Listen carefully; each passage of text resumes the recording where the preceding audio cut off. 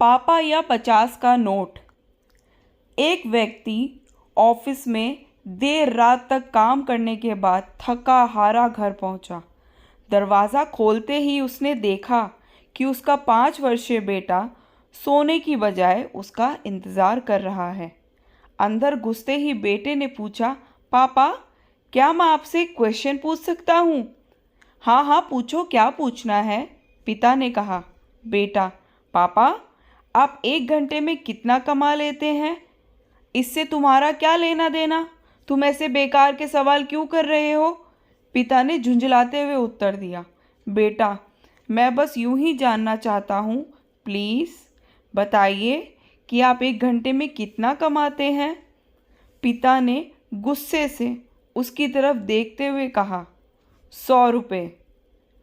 अच्छा, बेटे ने मासूमियत से सर झुकाते हुए कहा। पापा, क्या आप मुझे 50 रुपये उधार दे सकते हैं? इतना सुनते ही वह व्यक्ति आग बबूला हो उठा। तो तुम इसलिए ये फालतू का सवाल कर रहे थे ताकि मुझसे पैसे लेकर तुम कोई बेकार का खिलौना या ऊट पटांग चीज़ खरीद सको। चुपचाप अपने कमरे में जाओ और सो जाओ। सोचो तुम कितने सेल्फिश हो। मैं दिन रात मेहनत करके पैसे कमाता हूँ और तुम उसे बेकार की चीज़ों में बर्बाद करना चाहते हो। यह सुन बेटे की आंखों में आंसू आ गए और वह अपने कमरे में चला गया। व्यक्ति अभी भी गुस्से में था और सोच रहा था कि आखिर उसके बेटे की ऐसा करने की हिम्मत कैसे हुई।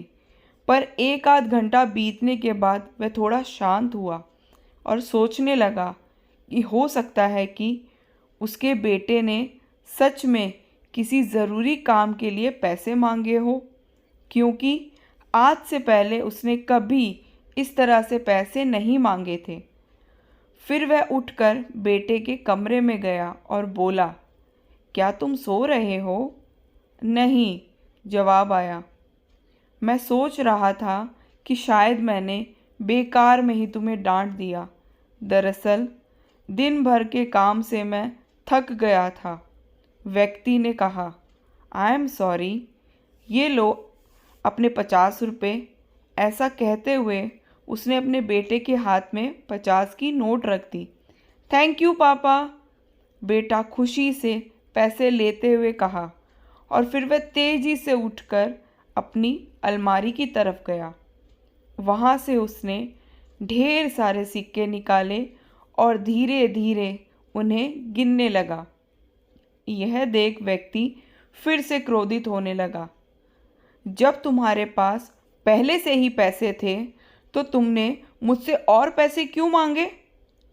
क्योंकि मेरे पास पैसे कम थे पर अब पूरे हैं, बेटे ने कहा। पापा, अब मेरे पास 100 रुपये हैं। क्या मैं आपका 1 घंटा खरीद सकता हूँ?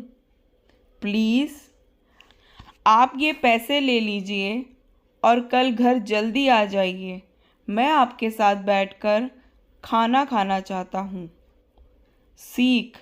दोस्तों, इस तेज़ रफ्तार जीवन में हम कई बार खुद को इतना बिज़ी कर लेते हैं कि उन लोगों के लिए ही समय नहीं निकाल पाते जो हमारे जीवन में सबसे ज़्यादा इम्पोर्टेंस रखते हैं। इसलिए हमें ध्यान रखना होगा कि इस आपाधापी में भी हम अपने माँ बाप, जीवन साथी, बच्चों और अभिन्न मित्रों के लिए समय निकालें, वरना एक दिन हमें भी एहसास होगा कि हमने छोटी मोटी चीज़ें पाने के लिए कुछ बहुत बड़ा खो दिया। दोस्तों, आपको मेरी कहानी कैसी लगी? मुझे कमेंट बॉक्स में ज़रूर बताइए। धन्यवाद।